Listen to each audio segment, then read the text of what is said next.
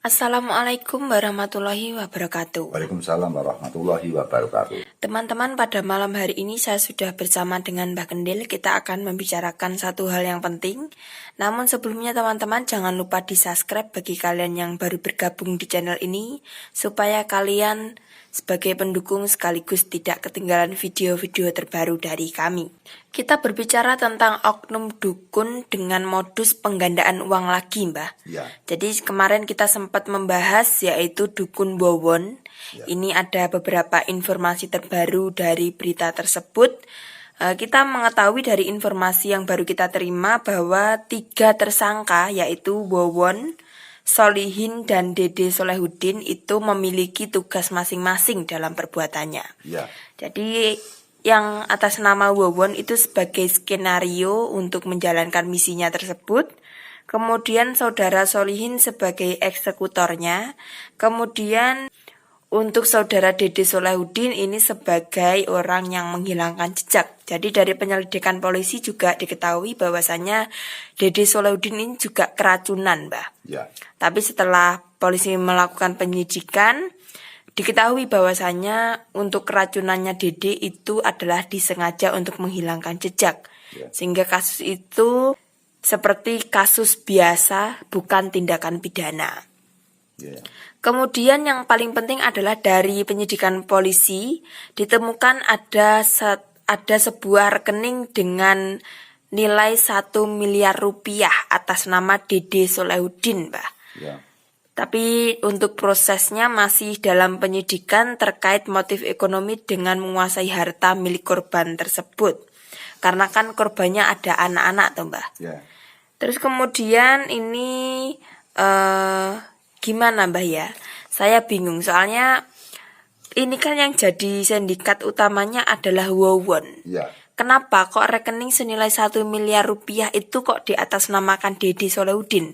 Apakah itu adalah hasil dari pembagian, misalkan Wawon 1 miliar, Solihin 1 miliar, dan Dede 1 miliar, kita juga belum tahu. Itu gimana menurut pandangannya Mbak Kendil? Ya, yang jelas kita mengharapkan kepolisian untuk bertindak tegas, cepat, agar kita ini tahu. Kemudian uang yang ada di rekening siapa tadi? Saudara Dede. Saudara Dede sebanyak 1 miliar, kenapa tidak dipegang oleh Wawon atau yang lain? Sehingga tentang itu kita tidak bisa menjawab, kita menanti berita-berita informasi dari kepolisian. Iya.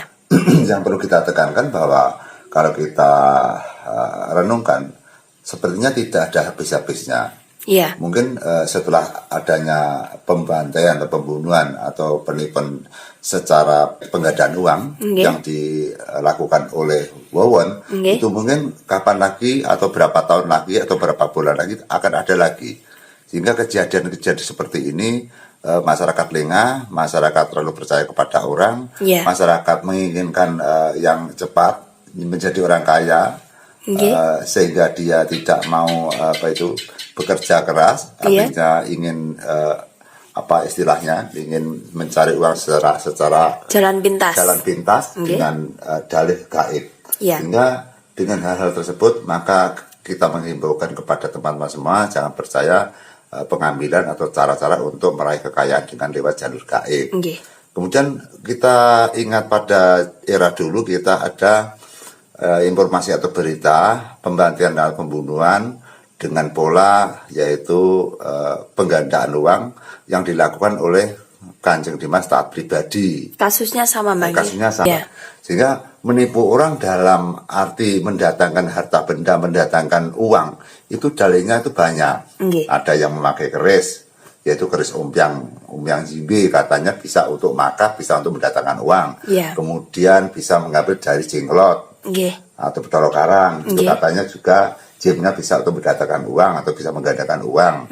Jadi untuk tokoh-tokoh seorang oknum dukun itu banyak sekali teknis-teknis agar orang tersebut atau orang yang akan ditipu itu percaya gitu loh.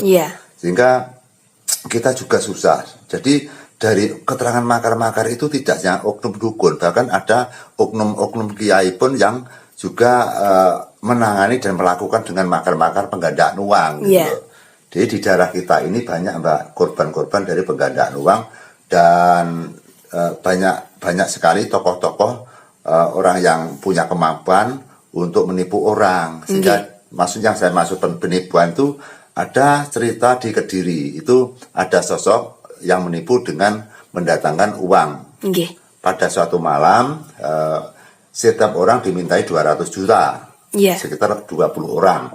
Kemudian di ruangan yang gelap supaya duduk di depan meja dengan meletakkan uang 20 juta. Setelah itu uang 20 juta itu, uang 200 juta itu di depannya mereka atau di depan masing-masing, Mbak.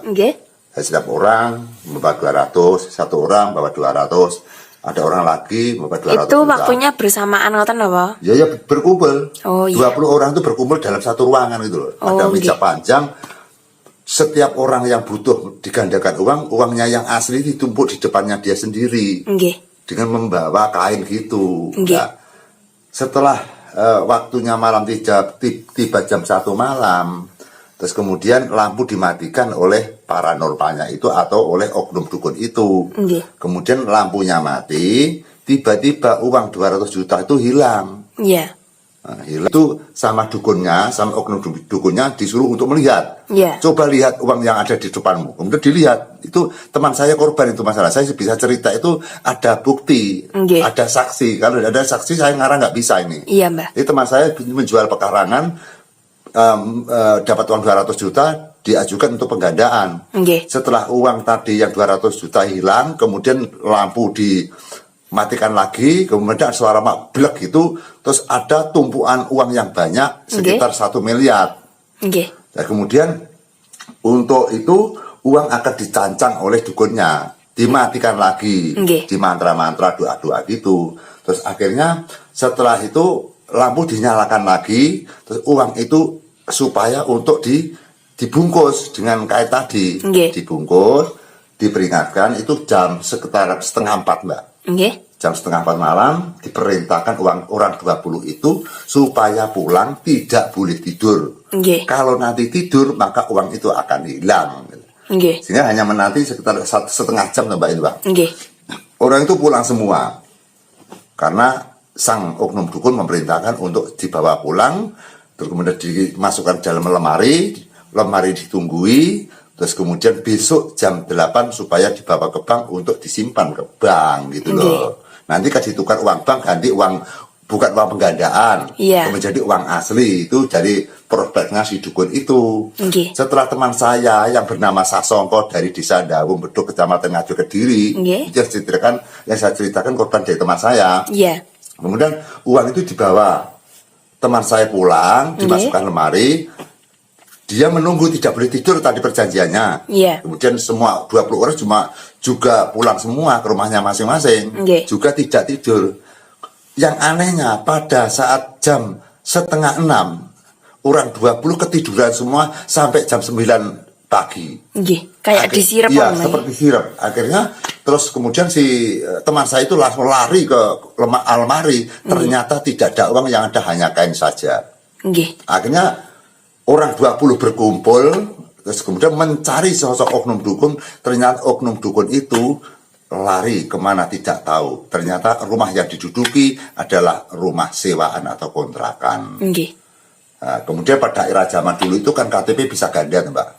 Sehingga dilacak tidak diketemukan hingga sekarang. Kemudian teman saya itu ngenes atau memikirkan dia kena serangan liver, kemudian dia mati, teman saya itu. Itu kisah-kisah seperti itu. Sehingga pada saat oknum dukun menipu itu justru tidak hanya orang-orang yang bodoh, Mbak. Banyak orang pintar. Teman saya itu juga pakar. Teman saya juga orang cerdas, tapi juga bisa ditipu. Kemudian yang ada di dalam 20 orang itu juga ada tentara, juga ada pegawai kabupaten, juga ada pegawai kecamatan, juga ada kepolisian, gitu loh. Anehnya gitu. Jadi pada saat makar itu malah justru ada kepolisian yang ikut minta uang digandakan. Akhirnya setelah ditipu, kemudian orang-orang 20 itu lapor ke kepolisian untuk dikejar, dicari, tapi sampai sekarang tidak diketemukan. Nah, kejadian itu apakah kejadian yang ada di Kediri itu mungkin Wawon atau bukan, kita nggak tahu. Katanya larinya ke Jakarta gitu, Mbak. Dan masih banyak penipuan yang berbentuk pusaka. Sehingga kita sebagai sosok praktisi, kita sebagai sosok sesepuh, kita sangat risau sekali kalau nanti muncul sebagai oknum dukun menipu orang, muncul oknum dukun pencabulan, sehingga nama-nama sesepuh itu akan cemar dan tidak dipercaya di masyarakat. Kemudian untuk membedakan ini sesepuh yang asli, ini oknum sesepuh, karena kita sulit, kita susah tuh, Mbak. Makanya kita mengimbaukan kepada teman-teman, sikapi hati-hati dalam kita minta tolong kepada siapapun. Jadi jangan tergesa-gesa percaya, amati sejarah identitasnya sesepuh tersebut. Sehingga kuncinya orang baik itu hanya terletak di masyarakat. Kalau masyarakat atau tetangga mengatakan orang itu baik, biasanya baik, Mbak. Sehingga tetangga itu lebih jujur. Sehingga kalau kita ke rumahnya sesepuh, tanyakan di sekitar rumah, orang itu pernah menipu apa enggak, itu mampu tuh enggak, bisa apa enggak, ada buktinya apa enggak gitu. Sehingga nanti tetangganya akan bisa menilai. Jadi, jangan langsung percaya dikasih kabar temannya langsung ke rumahnya sesepuh atau ke rumahnya siapa minta tolong, dan nanti imbas-imbasnya kalau kita terlanjur percaya, kita cepat dibodohi, kita cepat ditipu gitu. Intinya saya ulangi lagi berkali-kali, jangan gumunan. Gumunan tersebut jangan gumunan artinya jangan mudah percaya. Jadi orang harus berhati-hati, jangan terlalu percaya kepada siapapun, jangan sampai gumunan kepada kemampuan orang. Pakailah rasio, pakailah nalar, pakailah dengan otak kita, kecerdasan kita, sehingga yang namanya gaib itu selalu berkaitan dengan kenyataan. Ini berbicara tentang penggandaan uang, Bang. Itu kan sudah ada sejak dulu kala hingga sekarang. Bahkan meluas dari kota-kota besar sampai ke pelosok desa. Sampai sekarang. Selain daripada kasus yang terkuak, juga banyak lagi korban-korbannya yang tidak lapor oleh polisi. Banyak sekali, ini sebagai pernyataannya, Mbah Gendel, saya minta pernyataannya, apakah penggandaan uang itu sebenarnya ada atau enggak gitu loh? Tidak ada. Jadi kan ini juga bisa menjadi tolak ukur untuk masyarakat, bahwasanya banyak sekali oknum-oknum dukun yang mengatakan bahwa dia bisa menggandakan uang gitu. Saya kasih keterangan, Mbak, ya. Yang namanya penggandaan uang itu tidak ada. Kalau orang Indonesia bisa menggandakan uang, coba kita tes saja untuk menggandakan uang banyak, kemudian diberikan negara biar negara tidak punya utang gitu loh. Bukti nyatanya Indonesia itu punya utang Bank Dunia banyak, tapi pakar-pakar ahli-ahli penggandaan uang kan tidak mampu, kan tidak unjuk jari. Jadi bisa disimpulkan bahwa penggandaan uang itu adalah bohong. Tapi kalau uang gaib itu memang ada, gitu, Mbak. Jadi kita harus bisa membedakan. Itu uang gaib itu ada, tapi kita masuk ke rongga gaib itu tidak mudah gitu loh. Makanya banyak orang tersesat untuk membedakan ini uang kenyataan atau uang gaib gitu loh. Orang itu kalau susah atau orang itu misalkan pilot atau orang itu kebangkrutan, larinya cuma hanya satu, mencari jalan pintas untuk mencari uang gaib atau modal gaib atau dana gaib. Sehingga untuk masuk ke dana gaib itu tidak mudah, dan itu hal-hal yang takhayul gitu loh. Yang bisa kita raih yaitu kita bekerja, kita usaha saja itu dan berdoa. Kuncinya itu gitu loh. Sehingga kita jangan sampai terlalu percaya kepada orang-orang yang punya kelebihan. Kadang-kadang orang-orang yang makar orang punya kelebihan, Pak. Misalkan daun saja diambil, ditekuk sudah jadi uang.